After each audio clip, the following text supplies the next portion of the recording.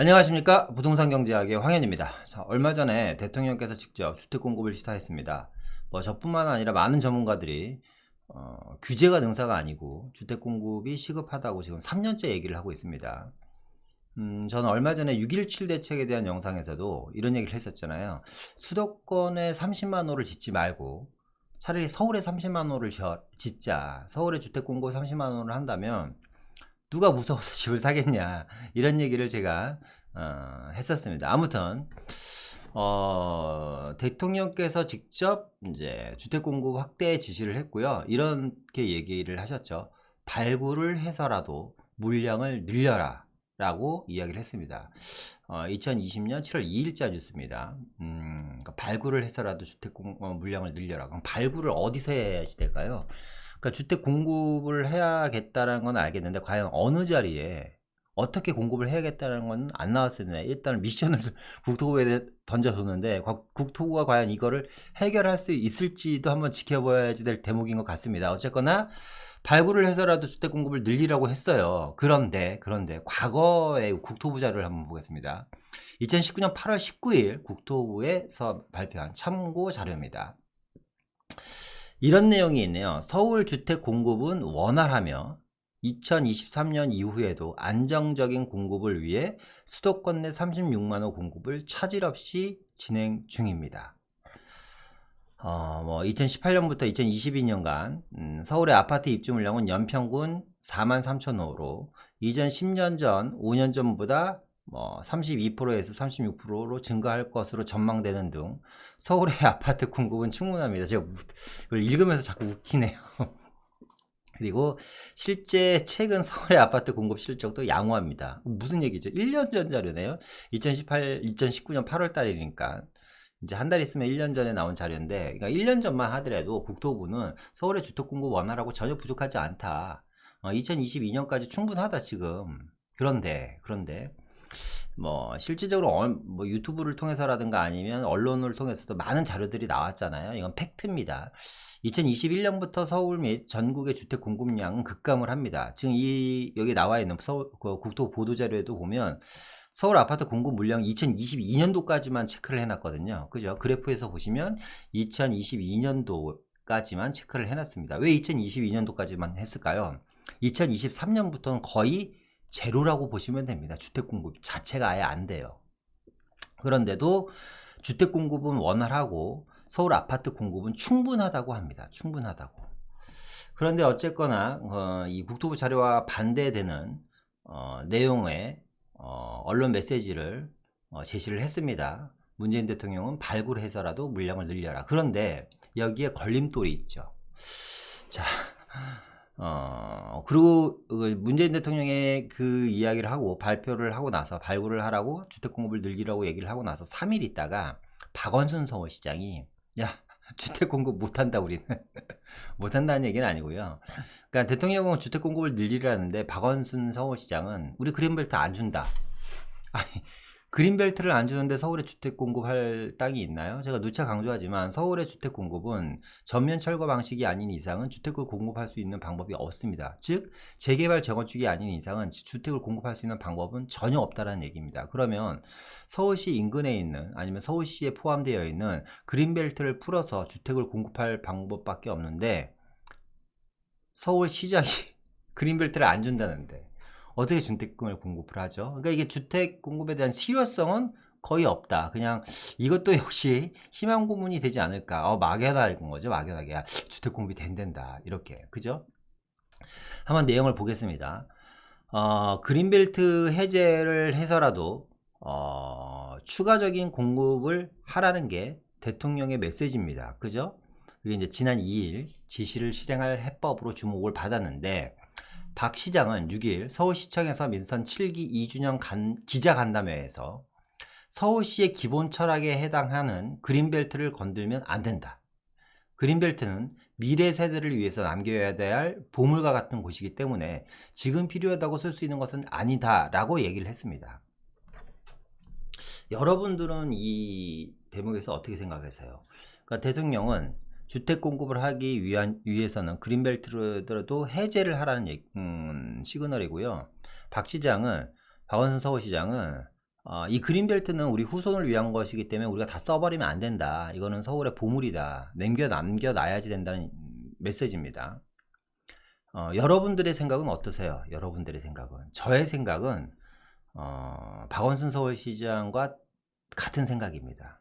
이 그린벨트라는 거는 상당히 이 서울시 입장에서는 의미가 상당히 큰 상징성이 큰 상품입니다. 상품. 전 세계 대도시들이 서울을 부러워하는 것 중에 하나가 물론 한강이라는 것도 상당히 많이 부러워하지만 한강의 모습도 상당히 부러워하고 한강의 기적이라고 하죠. 한강 주변에 있는 발전된 모습도 부러워합니다. 그런데 우리는 지금 한강의 발전을 막고 있습니다. 자, 근데 어쨌거나 한강만 부러워하는 게 아니고요. 서울을 둘러싸고 있는 그린벨트의 세계 대도시에 세계 선진국들의 도시공학자들이 감탄을 하고 있습니다. 감탄. 야, 얘는 어떻게 이 그린벨트를 남겨놓고 이걸 보존할 생각을 했지? 라고. 그러니까 그린벨트는 그냥 녹지축 이상의, 그러니까 완충 녹지 이상의 의미를 갖고 있는 게 저는 그린벨트라고 봐요. 그리고 그 그린벨트에는 향후에 무언가를 할 수 있는 발전 가능성이 있는 땅들입니다. 그걸 마구잡이로 훼손하고 개발을 해서는 안 된다고 봐요. 그러면 서울을 기준으로 해서 그린벨트가 전체가 아파트가 지어지면 서울은 사실상 큰 의미가 없는 도시가 될 수도 있다라는 거죠. 근데 어쨌거나 박원순 서울시장은 그린벨트를 못 주겠다고 합니다. 자, 서울시 그린벨트 면적을 한번 보면요. 일단 서초구가 가장 많죠. 서초구가 가장 많고, 그리고 강서구, 노원구, 은평구, 강북구 순인데요. 그럼 만약에 그린벨트를 풀어서 아파트를 추가적인 개발을 한다고 하면 여러분들이 이 그래프를 보시기에 어느 지역 그린벨트를 풀 가능성이 높겠어요? 당연히 또 서초구 아닙니다. 강서구입니다. 강서구 같은 경우는 뭐 김포 주변이겠죠. 3기 신도시 인접 지역이겠죠. 그리고 그죠? 우리 과거에 세곡동이라든가 내곡동 뭐 이런 지역에 자곡동 같은 지역들 아파트를 거의 반의 반값에 분양했습니다. 반의 반값에. 그죠? 주택공급 안정을 위한다고. 그러면 그 아파트를 분양받은 사람들은 과연 투기를 한 걸까요? 아니면 실거주자인가요? 그죠? 집값이 3배, 4배가 뛰어버렸습니다. 물론 주택 공급을 하는 건 좋습니다. 하지만 서민을 위해서는 저렴하게 분양을 해야겠죠. 어떤 자리에? 아주 좋은 자리에. 그죠? 그러니까 뭐 주택 공급을 반대하는 건 아니지만 저는 꼭 이 그린벨트를 풀어서 주택을 공급하는 것이 능사하냐라는 것도 한번 생각해 볼 필요는 있다. 그리고 그 부분은 상당히 중요한 생각인 것 같습니다. 온 국민이 함께 공동으로 생각해야 될 부분인 것 같습니다. 사실상 서울 같은 경우는 특히 수도권도 마찬가지지만 그린벨트 해제가 막히면요 뭐 거의 대규모 택지 조성은 제로라고 봐야지 됩니다. 제로라고 보셔야지 돼요. 그러니까 뭐냐면 그린벨트 해제가 안 된다는 얘기는 번지수를 잘못 찾은 거죠. 그냥 헛다리인 거죠. 헛다리. 그죠? 헛다리 대책이 될 가능성이 상당히 높고요. 그래서 이제 이번에 박원순 서울시장이 제시한 게 뭐냐면 도심지 역세권 고밀도 개발입니다. 제가 역시 과거 영상에서도 얘기했죠. 서울의 가장 큰 문제점은 너무 과도한 규제다. 미국이랑 일본 봐라. 용적률이 3000%예요. 용적률이. 어디에? 도심 상업지에. 근데 우리나라는 용적률을 상업지임에도 불구하고 400%, 300%. 뭐 준주거지입니까 여기가? 그죠? 어쨌거나 박원순 서울시장은 대안으로 역세권 고밀도 개발을 제안을 했고요. 최근에 이 서울 도심권에 7만호 공급을 발표를 했죠. 제가 7만호 공급에 대한 영상도 물론 미리 올렸습니다만 이 7만호 공급에서 중요시되는 게 뭐냐면 중공업지 개발입니다. 중공업지 개발과 또 역세권 개발이죠. 여러분들이 상당히 무조건 관심을 가지셔야 되는 게 앞으로 10년간 중공업지와 역세권입니다. 어쨌거나 역세권 개발은 지하철역 반경 250m를 주거지역을 상업지 또는 준주거지로 용도를 전환할 수 있는 게 역세권 개발법입니다. 2009년도 도시 재정비 촉진을 위한 특별법에서 이제 발의를 한 건데요. 근데 어쨌거나 중요한 건 그게 중요한 건 아니고요. 근데 이 역세권의 범위를 2022년까지 한시적으로 앞으로 2년간 역세권 범위를 250m에서 350m로 늘리겠다라는 거죠. 그러면 개발할 수 있는 포지션이 훨씬 더 커지는 거고 이 지역의 용적률을 상향해 준다면 정말 지금의 물량보다 몇 배가 많은 물량이 서울 도심 고밀도 개발을 통해서 만들어질 수 있다는 거죠. 일단은 생각은 상당히 좋습니다. 이 서울시가 역세권 개발 활용에 나선 것은 입지가 좋아서 뭐가 좋죠? 사업성이 엄청나게 좋죠. 그죠? 그러니까 뭐 건설회사들이 너도 달려들 거 아닙니까? 그죠?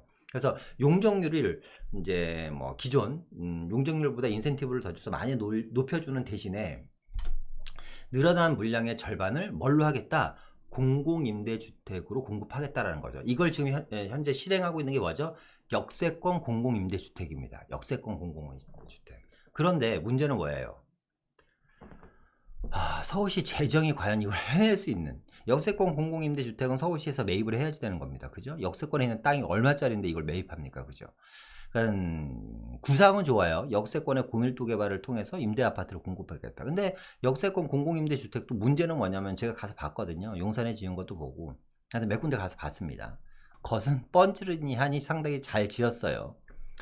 입지들도 너무 좋고요. 정말 초역세권이기 때문에 주차시설도 완벽하고 주변에 편의시설도 완벽한데, 문제는 1인 가구를 위한 주택이잖아요. 그죠? 그러니까 신혼부부들이라든가 2, 3인 가구를 위한 주택은 아니라는 겁니다. 어쨌거나 이 문제는 서울시 재정인데요. 이 재정 여력을 감안했을 때 과연 얼마나 이 매입이 가능하냐라는 거죠. 그죠? 그럼 저는 그러니까 미지수라고 봅니다.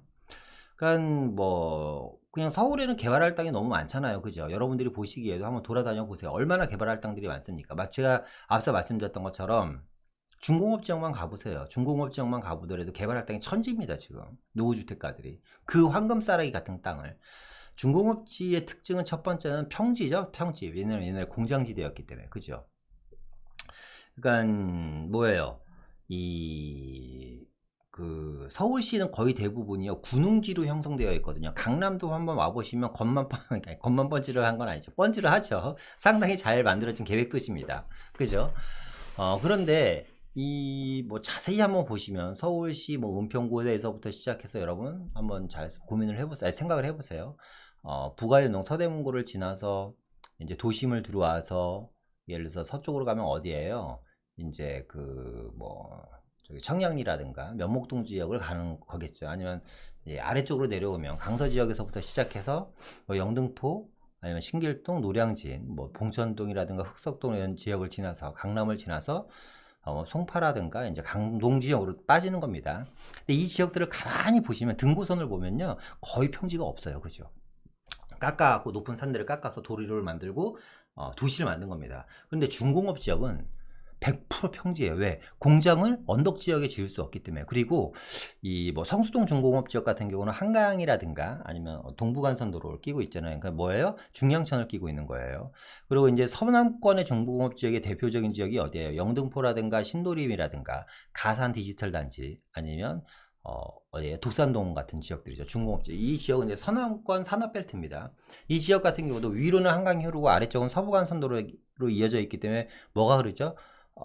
안양천이 흐르고 있단 말이에요. 그죠? 그러니까 뭐냐면 공장은 물이 필요하잖아요. 공업용 수가 필요하기 때문에 거의 대부분이 수변 도시입니다. 거기다가 교통망이 상당히 잘 갖춰져 있죠. 왜? 물류 이동을 빨리빨리 해야지 되니까 교통이 우선적으로 개발된 곳들입니다. 이런 지역들이 노후주택가가 너무 많아요. 들여다보면. 현재 이런 지역들이 실제적으로 재개발을 위해서 상당히 빨리빨리 움직이고 있는데, 이런데 좀 지원을 적극적으로 해서 이렇게 좋은 입지에, 또 중공업 지역의 가장 특징은 뭐예요? 큰 특징은 편의시설이 이미 다 들어가 있고 업무타운이 지금 조성이 아주 빠르게 되고 있다는 거죠. 말 그대로 직주 근접 파괴의 최적의 요소로 지닌 지역들이 이런 중공업 지역들이라는 겁니다. 이런 지역에 적극적으로 지원을 해서 빨리빨리 재개발을 할 수 있도록 도와주는 게 맞지 않나. 강남권에도 어마어마하게 많은 물량이 재건축 물량들이 있습니다. 물론 중공업 지역뿐만 아니라도 서울시에 보면 뭐 재개발할 수 있는 지역들이 너무 많잖아요. 실제로 지금 해지된 지역들이 다시 재개발하려고 하고 있고, 이런 지역들을, 그러니까 이게 말이 앞뒤가 안 맞는 거예요. 뭐냐면 공급은 하겠다는데 규제는 계속 해야 된다. 이게 뭐 말인지 방구인지 진짜 답답합니다. 어쨌거나. 그러니까 도심에 대한 주택 공급을 늘릴 수 있는 방법은 사실상 재개발과 재건축 이런 규제 완화인데, 그린벨트 해제만을 통해서 그린벨트에만 꼭 집을 짓는 게 과연 능사냐라는 거죠. 그죠? 그러니까 정책의 기조상 제가 봤을 때는 시행될 가능성 상당히 낮다라고 좀 보고 있습니다. 또 요즘 또 언론에 또 해도되는 게 뭐예요? 4기 신도시잖아요. 그죠? 뭐 경기도 고양, 대곡지구라든가 광명이라든가 하남, 강북, 김포, 고촌 이런 지역들이 지금 후보지로 거론이 되고 있습니다. 자, 그러면 이 지역들에 대한 막대한 토지 보상비는 과연 어떻게 할 거냐라는 거죠. 지금 3기 신도시에 대한 막대한 토지 보상비. 지금 이 주택 가격이 이렇게 많이 뛰는 게 뭐냐면 무슨 이유인지는 다 아실 거 아니에요. 3천조 원에 달하는 어마어마한 유동성 자금입니다. 그죠? 그러니까 이게 빈익빈 부익부가 너무 커지고 있어요. 3천조 원에 달하는 막대한 유동 자금이 갖고 있는 사람들 일부가 다 이 금액이 거의 7, 80%를 갖고 있다 보니까 부의 편중화가 상당히 심하고, 그런 부를 많이 갖고 계신 분들이 뭐 주식도 사고 부동산도 사고 이러는 겁니다. 그죠? 근데 이번에 토지 보상비가 어마어마하게 풀리면 또 그 비용이 또 고스란히 유동자금으로 흘러 들어가는 거예요. 4기 신도시가 발표된다면 과연 그 4기 신도시의 토지 보상비를 마련할 재원이 있느냐라는 거죠. 지금 이 복지 자체가, 대한민국의 복지 시스템 자체가 지금 선별적 복지에서 누구나 나눠주는 복지로 지금 바뀌고 있단 말이죠. 그렇죠? 그러니까 엄청나게 많은 재원이 필요합니다. 그런데 지금 이렇게 규제를 통해 갖고 아파트를 사지도 못하고 팔지도 못하게 해요. 그죠? 자, 그러면 이게 또 이렇게 얘기하다 보면 3,000% 빠지는데 오늘은 이 주택 공급만 얘기를 하려고 그러는데 규제 얘기를 또 하게 됐네요. 어쨌거나 이 규제를 통해서 사지도 못하게 팔지도 못하게 합니다. 이번에 양도소득세를 엄청나게 많이 물리고요. 양도소득세 많이 물리면 뭐합니까? 팔지를 않는데, 그죠? 팔아야지 양도소득세를 걷든지 말든지 할 거 아니에요, 그죠? 거기다가 보유세를 엄청나게 또 늘린다고 합니다. 거래는 없는데 보유세만 올라가요, 그죠? 소득은 없는데 보유세만 올라가요. 그럼 이렇게 생각할 수도 있겠죠. 야, 팔면 되지 않냐? 물론 팔면 되죠. 버틸 수 있는 사람들은 안 판다라는 거죠. 그러면 사회 시스템 자체가 보유세를 내기 위해서 사람들이 돈을 안 써요. 소비가 이루어질까요? 내수가 촉진이 될까요? 이게 악순환의 반복이라는 거죠. 악순환의 반복. 잠깐 3,000% 빠졌는데 다시 제자리로 돌아오겠습니다. 이 얘기는 나중에 차후에 다시 한번 시간을 잡아서 하기로 하고요. 앞서 말씀드렸던 것처럼 대통령이 이렇게 강력히 주문한 만큼 그린벨트를 풀지 않아도 개발 가능성이 있는 곳을 좀 정부가 규제를 완화해서 개발을 하면 충분히 서울시 주택 공급은 가능하다라는 내용입니다. 자, 그러면 추가적인 주택 공급이 수도권에서 만약에 그린벨트가 풀어지지 않는다면 얼마나 또 가능할까? 그것도 한번 고민해 볼 필요가 있는데, 이번 정부에서 주택 공급과 항상 따라다니는 것이 뭐죠? 교통망 확충이잖아요. 그죠? 그러니까 선교통망 확충 후 개발입니다, 지금. 자, 그러면 이번에 뭐 4기 신도시를 만들지 아니면 추가적인 택지지를 공급을 해서 대통령 말씀처럼 주택을 공급할지 모르겠지만 어쨌거나 주택을 공급한다라는 것은 다시 말해서 교통망에 대한 기반 시설이 같이 들어간다. 자, 그러면 신도시도 개발하고 우선적으로 교통망을 개발을 해야지 돼요. 그죠? 그러면 앞서 말씀드렸던 것처럼 토지를 보상을 해줄, 토지를 매입할 자금도 제가 봤을 때는 없어 보이는데 교통망을 신규로 확충할 수 있는 자금이 있을까요? 앞서 얘기했던 것처럼 교통망 확충이 먼저 된다고 하면 토지 보상가는 이미 벌써 뛰어버리겠죠. 그죠? 그러니까 어쨌거나 신규로 아파트를 공급한다고 이번에 뭐 미사지구가 뭐 10억대가 지금, 그죠? 5호선이 개통되면서 다산 8호선이 들어가면서 야, 금액이 진짜 어마어마합니다.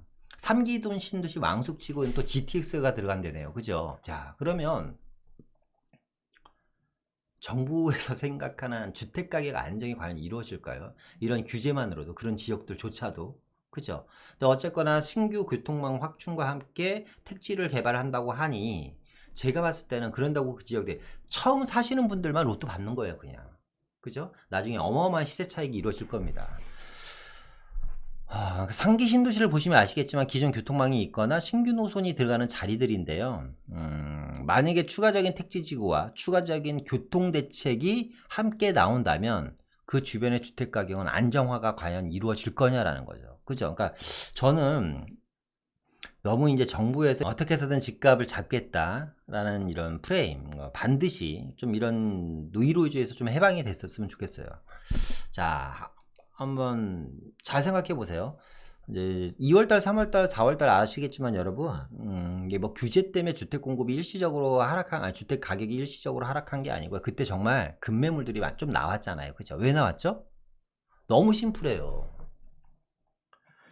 6월달까지 양도세 중과를 풀어줬잖아요. 일시적으로 거기에 해당되시는 분들만 5년 거주 10년 보유인가요? 이 분들한테 양도소득세 중과세를 풀어주다 보니 급매물이 나온 거예요. 즉 다시 말해서 규제를 풀어주니까 급매물을 내는 거예요.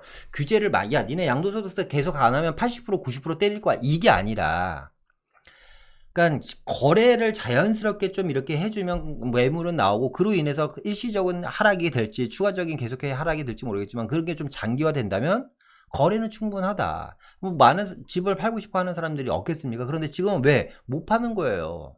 양도소득세가 너무 심하다 보니까. 뭐 이서부화에 나왔던 내용인가요? 동화에서 나왔던 내용인데 나그네가 길을 걷고 있어요, 그죠? 근데 이 사람 외투를 벗겨야지 돼요.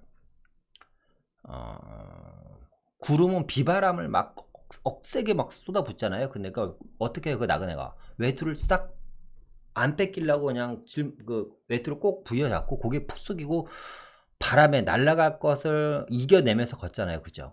근데 태양, 햇빛은 햇님이라 그래야 되나요? 태양은 어떡하죠?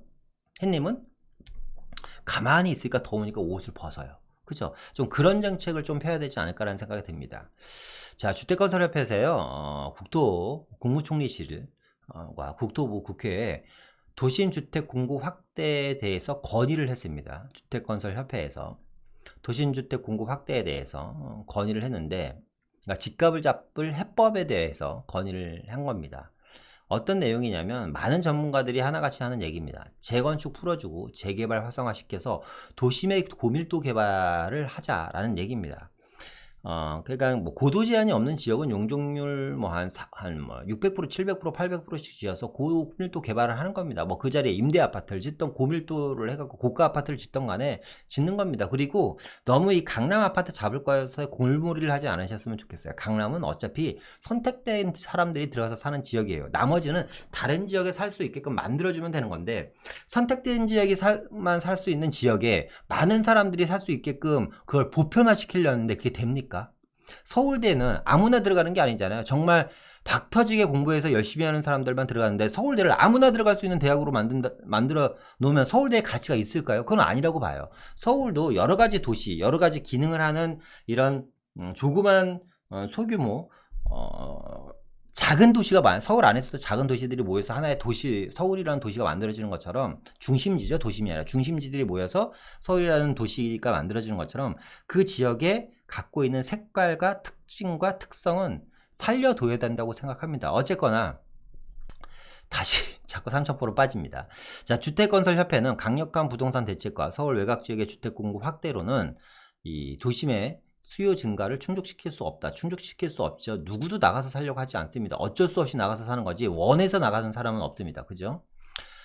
도심주택 공급 확대가 집값 안정에 빠른 해법이 될 거다라고 주장을 했고요. 집값 상승 주요의 원인은 투기 수요가 아닌 구매 계층이 확대가 되고 소득 상승이 되고요. 1,500조에 달하는 충분한 시중 자금에 기인한다는 겁니다. 지금 1,500조가 아니라 3,000조입니다. 기사에는 1,500조가 나왔지만, 제가 과거에 영상을 찍었었잖아요. 미국과 일본에 대해서. 미국과 일본의 도시지승사업 어떻게 진행되고 있는지.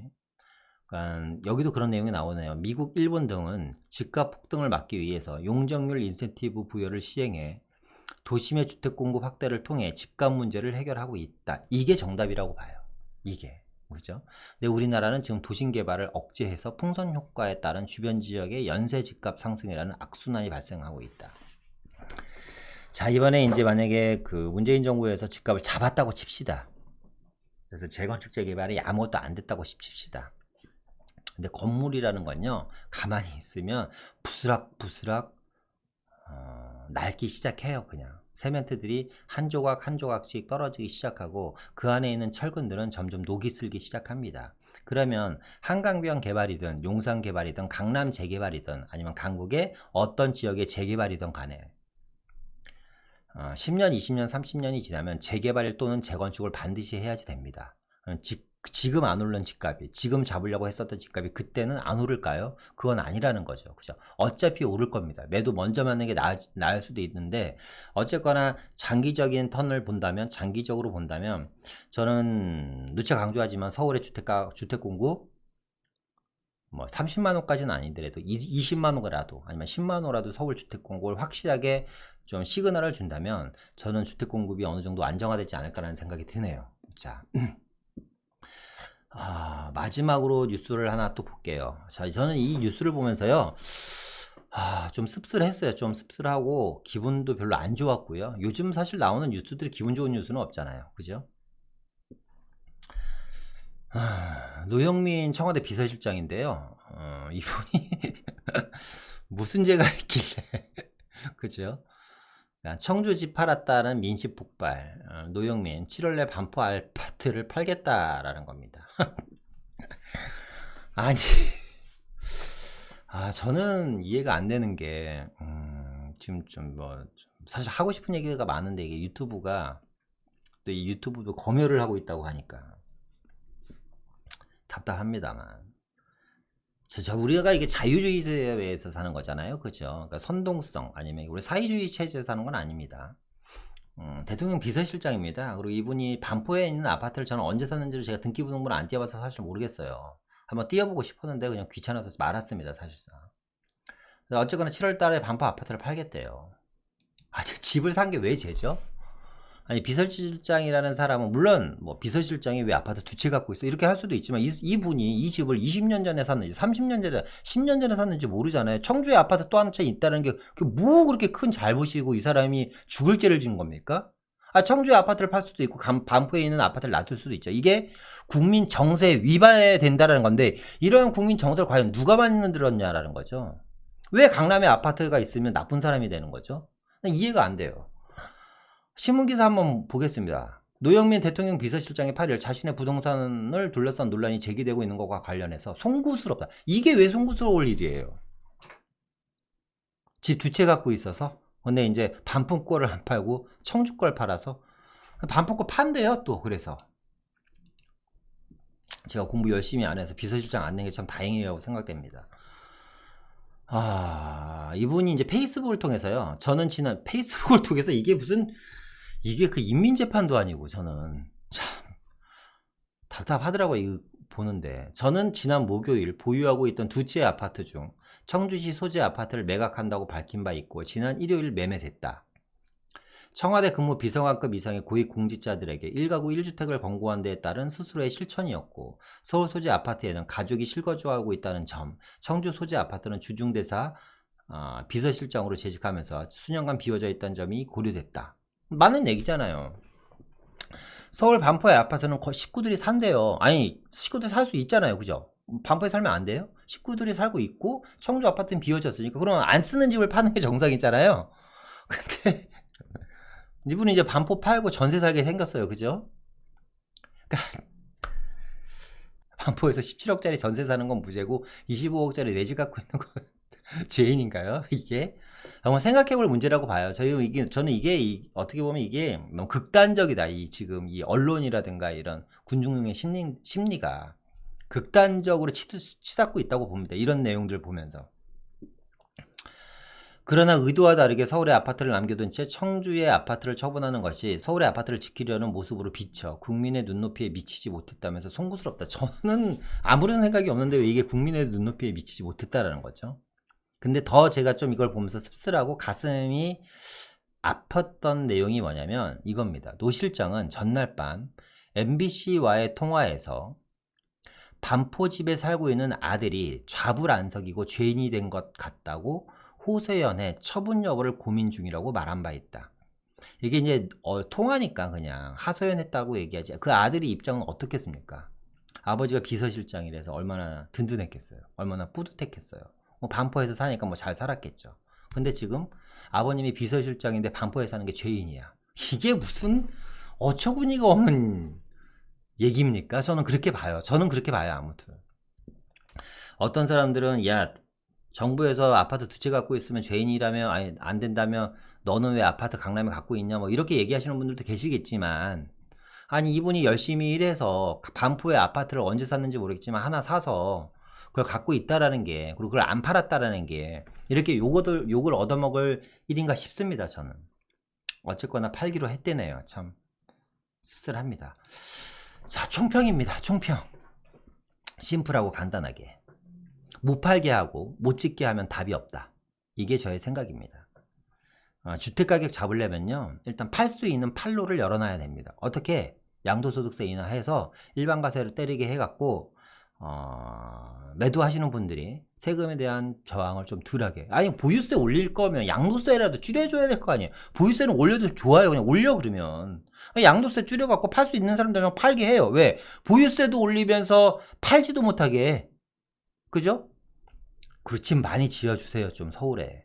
서울의 주택 공급 늘리게 하고 서울의 주택 공급에 대한 확실한 시그널. 그러니까 서울은 무조건 언제까지 30만 호 또는 20만 호가 공급이 된다라는 생각이 있으면 사람들이 누가 집을 사겠어요. 이렇게 달러빚을 내면서까지. 갭 투자를 누가 이렇게 하겠어요. 서울에 한 3, 40만 원씩 공급이 된다는데. 그럼 팔 거 아니에요. 지금 팔고 싶어도 양도소득세 때문에 못 판단 말이죠. 그죠? 그러니까 너무 억지 춘향 정책만 피는 게 아닌가라는 생각이 듭니다. 어쨌거나 간단하게 못 팔게 하고 못 짓게 하면 답이 없다. 이게 저의 생각입니다. 자, 이상 마치고요. 다음에 다시 좋은 내용으로 찾아뵙겠습니다. 여러분들이 눌러주시는 좋아요와 구독 그리고 알람 설정은 저에게 아주 큰 힘이 됩니다. 이상 마치겠습니다. 감사합니다.